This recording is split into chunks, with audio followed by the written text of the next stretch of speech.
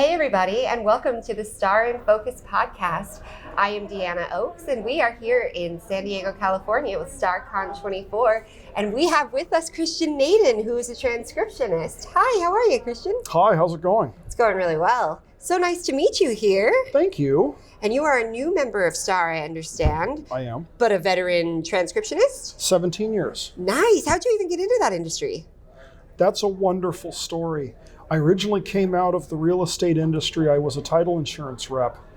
And in the famed downturn in 2007, I was part of the careening of all the young men out of the industry as we were all just chasing the money. And I was unemployed and unemployable for a long time.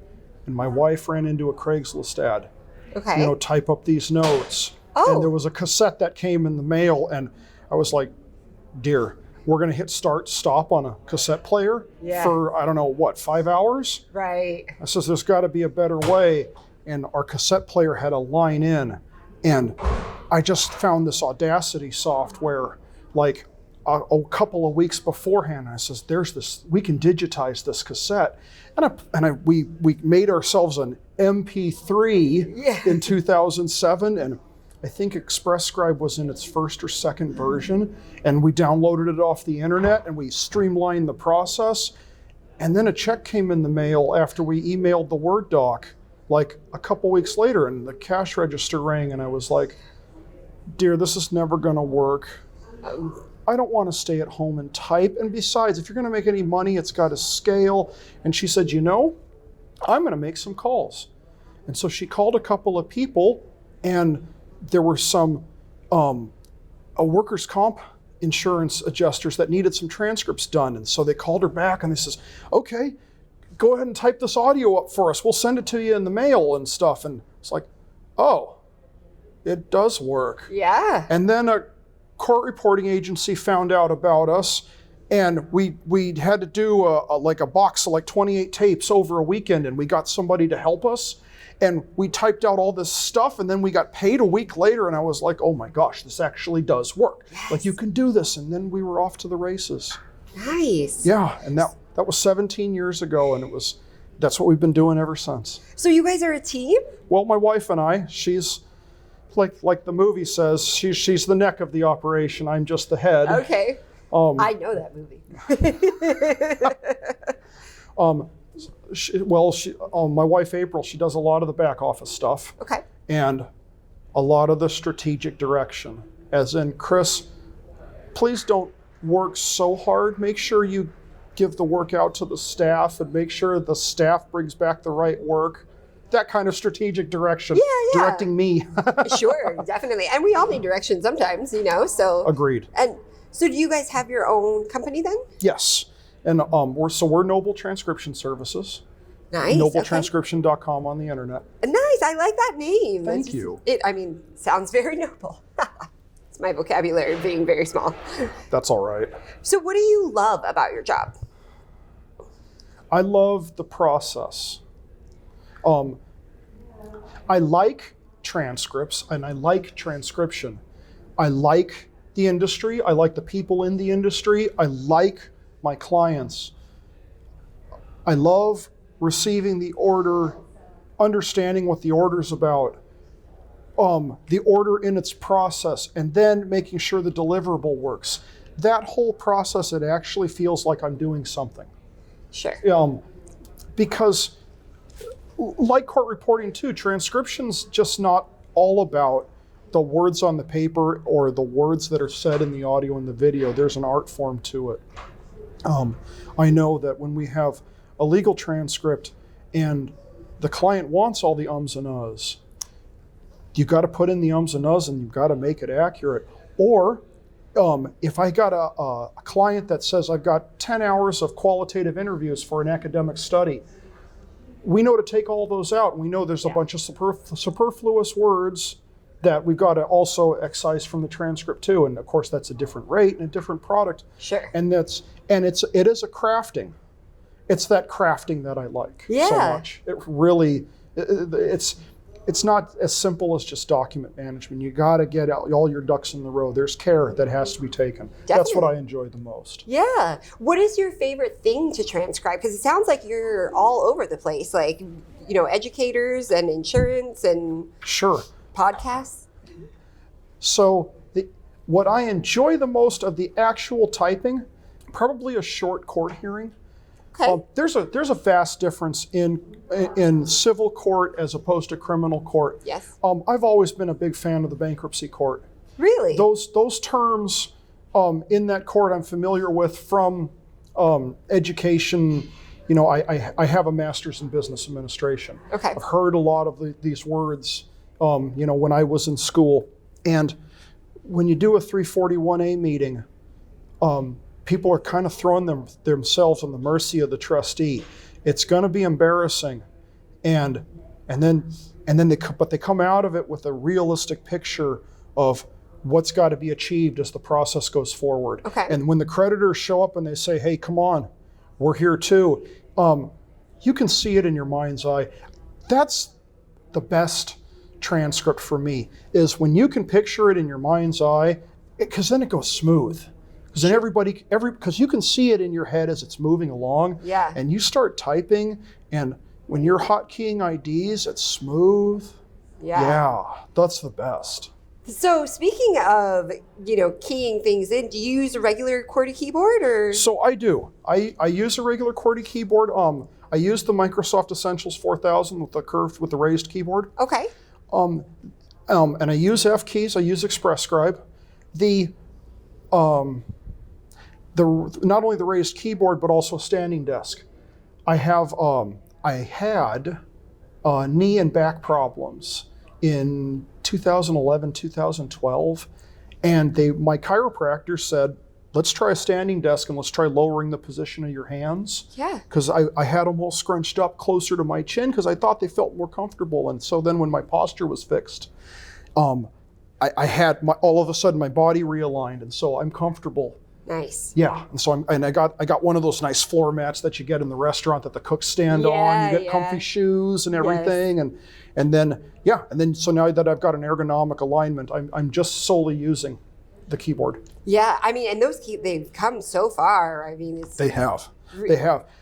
And talking about tools that come so far, I remember starting in this industry, Logitech had like 2 or 3 kinds of mice.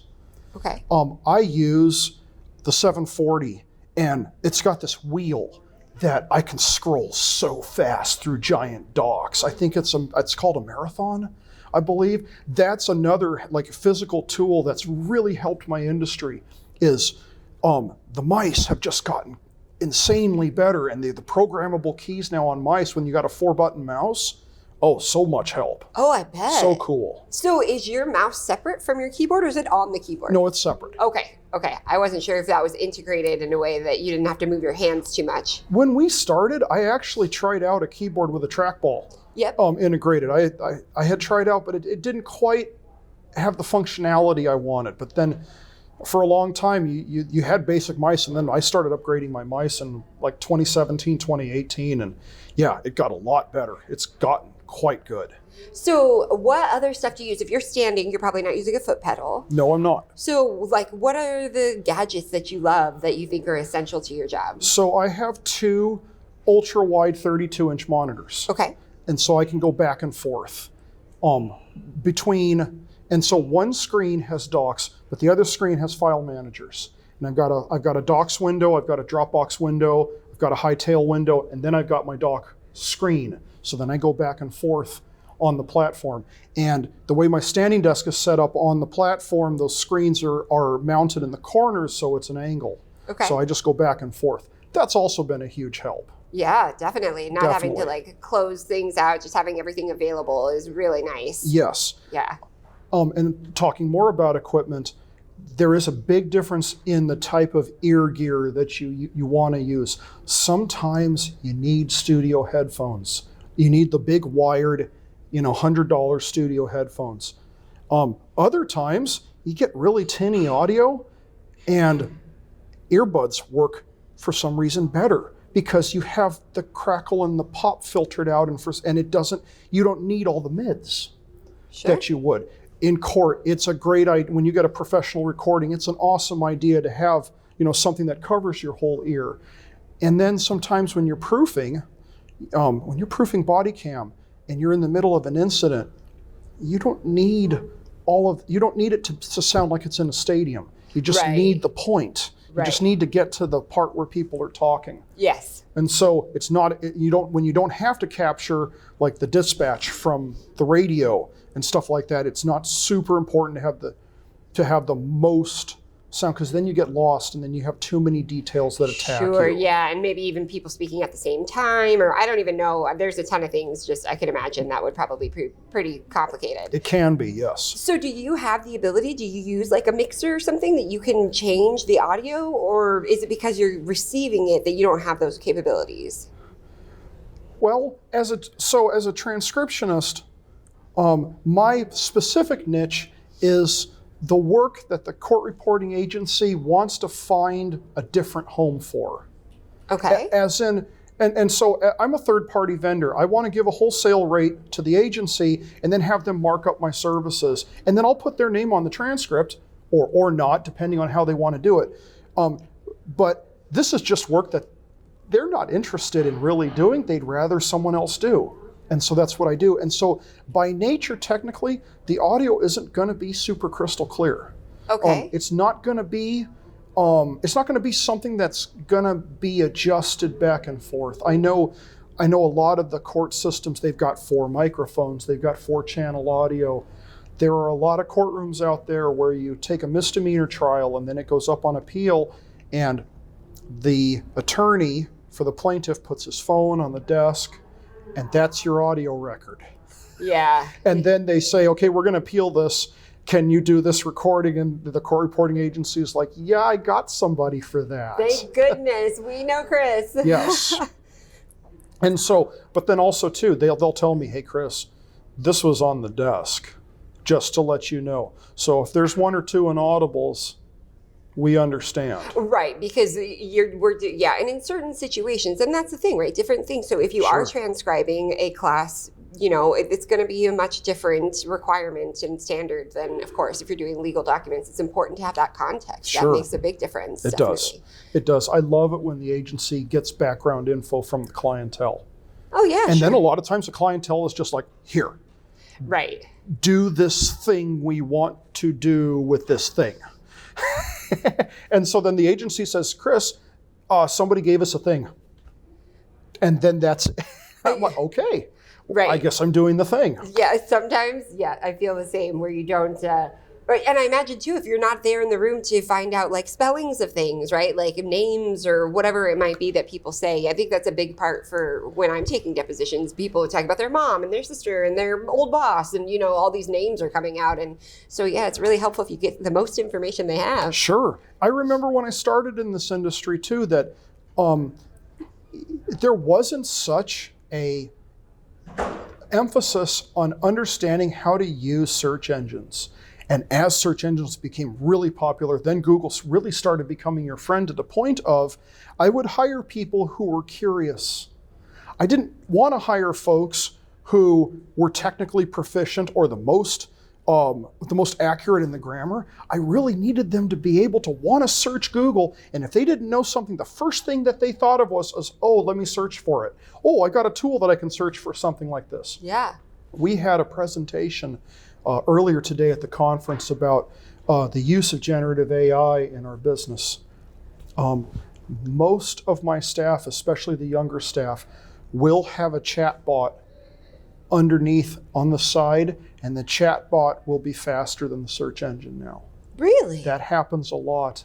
In fact, a couple of weeks ago, I took some really hard audio, and it was unfortunate because there was a cough during oral testimony in a state Supreme Court, and I had to know what this case was that they were referring to. I just couldn't put an audible there. It was kind of important. And I said to the chat bot, I said, I think it sounds like this, chat, comma. what do you think of it? And I played the audio back and it transcribed it, and it said, do you think that that's right? And about a second and a half later, it spat out a result. It says, it sounds like they're talking about this hearing.